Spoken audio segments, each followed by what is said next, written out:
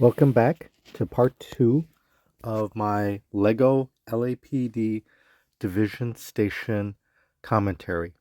Part 1 covered the motor pool and garage, and part 2 will be the division station. I did, however, wish to clean up a couple areas that I had left unanswered in our first commentary, and that was having a closer view of the uh, rear sections of trunks of the Dodge Charger and the Ford Police Interceptor SUV, or also known as the Ford Police Interceptor Utility. With the assistance of the officer, she is going to open up the back trunk and remove the patrol rifle, and I will help out by removing the posing platforms that are loaded in the back trunk. But for reference, while it is not the largest trunk space, it can still carry a number of things, including handcuffs, rifles, shotguns, and some other miscellaneous items that would be handy for officers on patrol. Again, almost all Lego vehicles don't have much, if any, trunk space, so I find this in my own creation helpful, because sometimes there are just things you want to place in the vehicle, but you really can't due to space limitations. Now that the platform and the patrol rifle are out of the vehicle, you can have a better view of the interior, and as you can see, it's fairly spacious. Not a lot, but it does what needs to be done. The officer now will repack the back trunk as we slowly move over to the Ford SUV Interceptor. This vehicle has a much larger cargo space area and, in theory, could carry far more equipment than the Dodge Charger, maybe roughly twice that, if not more.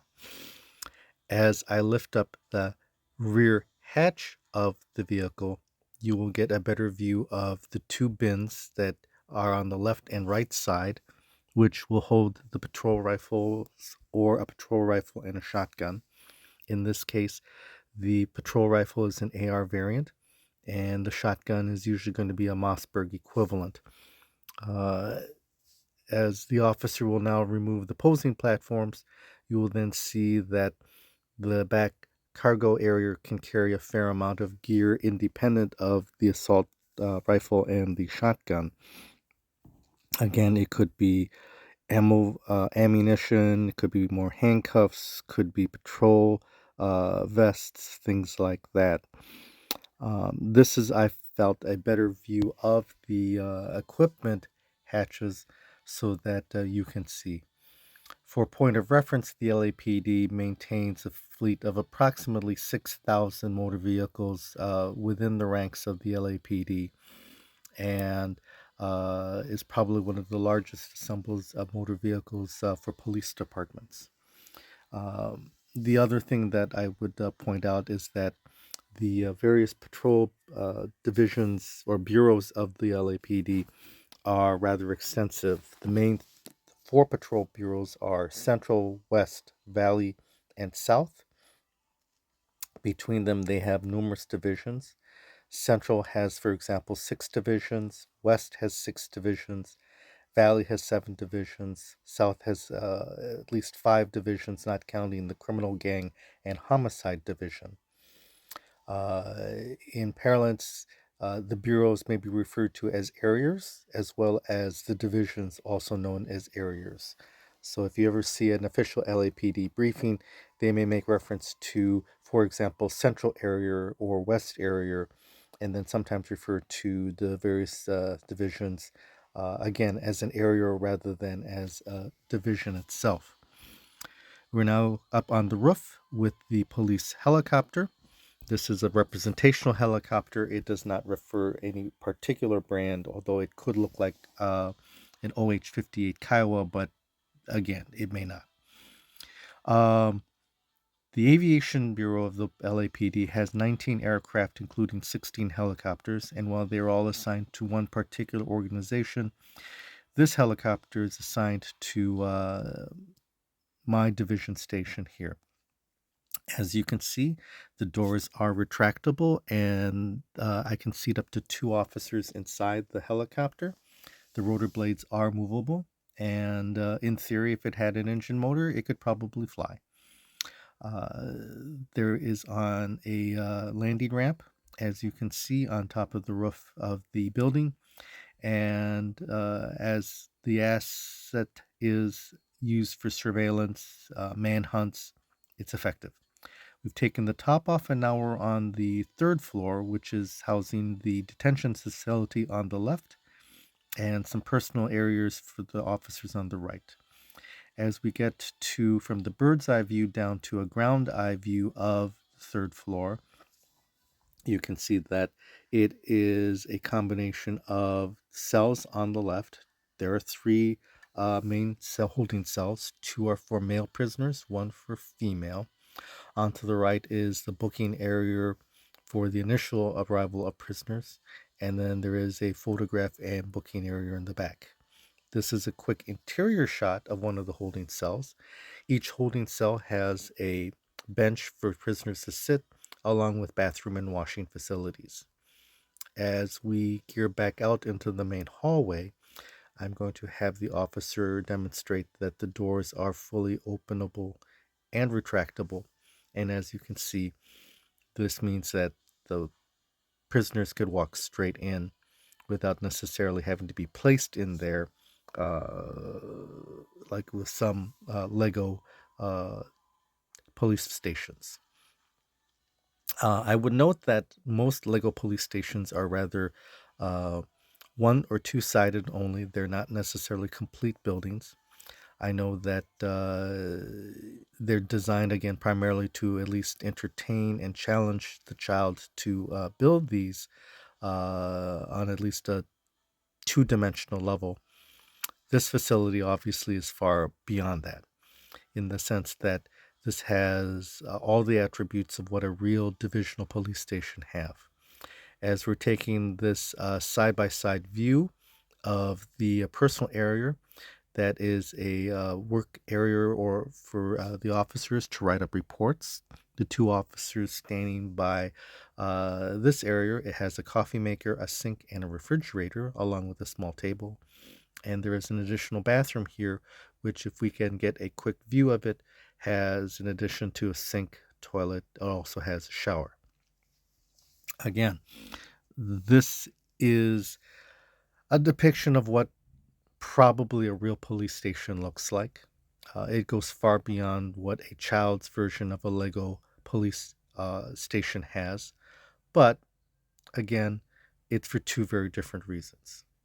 In this case here, it is trying to give the view of what, the real operations may be, whether it is exactly true or not. But nonetheless, it is, I feel, as my own creation, a level up in regards to a police division station. As we go to the back, we see the wall where the prisoners would be lined up and their photographs would be taken. There's a security camera in the center of the screen. And as we bank over, we see 2 female officers keeping an eye as a jail nurse helps a female suspect who's obviously in distress. This is a good pan view of the cell, where there's a bench, there's a toilet, and then there is a sink. Then we're panning over to the first of the male detention holding cell with some prisoners. And again, it's roughly in the same format. And then we go to the last one that we saw earlier with the eye view. And again, there's a poor gentleman not having a good time, and as a result is rushing into the toilet. The second view is the 2nd floor of the station. This has offices and operations for this division. As we come down for a closer ground eye view look, this is the corridor that stretches all the way to the far end. This is a quick glimpse of the deputy watch commander's office, of which we'll get another view of it from an aerial shot later. As we swing back, here's again the hallway, and now we're entering into the communication section of the division. In this case, LA city maintains its own set of 911 operators, and we have here two operators, each in front of their screens, talking to members of the public as well as dispatching police units to various affected crime areas. There is a civilian police aid supervisor standing over onto the right. She's there to give any additional assistance depending on what the crisis may be. We now have a quick view of the armory dedicated to the SWAT team. There's a small mix of long guns, some pistols, and armor shields for the SWAT team in case they have to make a hard entry against a hostage situation or other type of predicaments. Uh, SWAT is a dedicated organization. It is my understanding that while many officers in Metro are SWAT trained, D Squadron of the LAPD is the only one that is fully activated and running 24/7. We're now over into the detectives enclosure. The detectives are assigned to the station, and in this case, there's two desks with computer screens, there's telephones, and then as we switch over there, we're then hopping over into the SWAT assembly room area. There is, for example, a large computer screen display, which you can, in theory, put up the schematic of the city of LA. There's two SWAT officers. There's a SWAT team captain down at the far end on the computer. And as we take a side look here, this is lockers for the SWAT officers to stow either their personal effects, clothing, gear. As I'm showing here, the doors do fully open and you can actually put items inside. Not a lot, but like any locker for a Lego-sized person, that's a fair amount of gear. Um, the SWAT arms, that is the long guns and the helmets and the Alice vests I obtained are Brick Arms through Brickmania out of Minnesota. They provide a fine selection of equipment, and if you have a chance, check them out. Just as the Brick Police LAPD officers and their holsters and belts are from brickpolice.com in California. We are now going to go from the SWAT area to the main center area of the station. Briefly, I wanted to give you a view of the multi-cultural and diverse ranks of the LAPD. That is, we have African Americans, Caucasians, Hispanics, and the ubiquitous yellow Lego people who make up the police department of the LAPD, both men and women. We now see inside the briefing room the senior watch commander, who is a lieutenant, briefing the officers most likely going out on the next shift. In this briefing room area, the tables have table-mounted screens which are linked for whether it is AV, digital, video playback, whatever needs to be done to help assist in any briefing, meeting, or orientation. In addition to the rotation of the shifts, any organizational meeting can be met in here, including, for example, SWAT or the gang task force or detectives. We now switch over to the two offices here in the station. The first one is the division captain's office. Our division captain is seated at her desk, most likely checking things. And then here's again the deputy watch commander as she is working at her station in terms of her office. Going down the stairs, we're now on the first floor of the division station. The division station first floor has the officers' men and women's locker rooms, the armory, another office or two, and an interrogation room. It's only accessible from the front lobby by secured doors with a computer signed key lock. We're going to get a quick vanity view at one point of the front lobby, but Again, the front lobby is designed to be open and accessible to members of the public, but once past those doors, it's restricted only to law enforcement officers, whether they be the LAPD or visiting officers such as um, sheriffs, FBI, U.S. Marshals, members of the district attorney's office, occasionally attorneys who might have their clients detained in the facility. So again, it's restricted in that regard. We're now doing a quick vanity view of the men's locker room. There are lockers. You can see sinks. There's a shower. There's a bathroom stall, and there's also a quick shot of a urinal for the men. We now enter out into the front lobby area, and again, as this pans of the view, you can see that again it's a wide open, lightly lit and bright setting to again keep people calm and not anxious, as it's going to be difficult enough coming to the police division station, whether it's to report crimes, file complaints, meet with detectives.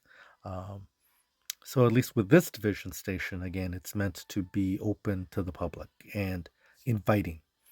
There is an officer at the main desk helping a civilian. There's a civilian aide in a light blue uniform helping another person. There is a bench in the right area for people to sit and wait. And then there's also another bathroom, which we'll probably get a quick view as we pan away. In regards to the division stations, each patrol bureau has its own divisions. For reference, Central has 6 divisions. That includes Central, Rampart, Newton, Hollenbeck, Northeast, and then the Central Traffic Division. You then have West, which has Wilshire, Hollywood, West LA, Olympic, Pacific, and LAX. Valley has 7 divisions: Van Nuys, North Hollywood, Footwell, Topanga, Mission, West Valley, and Devonshire. And then South Division has 77th, Harbor, Southwest, Southeast, and has the Criminal Gang and Homicide Division. Now, these are not the full bureaus of the LAPD. They have like the Transit Bureau, they have the Metropolitan Division, they have a bureau, they have the Operations and Intelligence. It's a large organization. There's just under 9,000 officers, not counting civilian staff people, assigned to the LAPD. At one point, there used to be 10,000, but due to personnel shortages, it has dropped down to 9,000.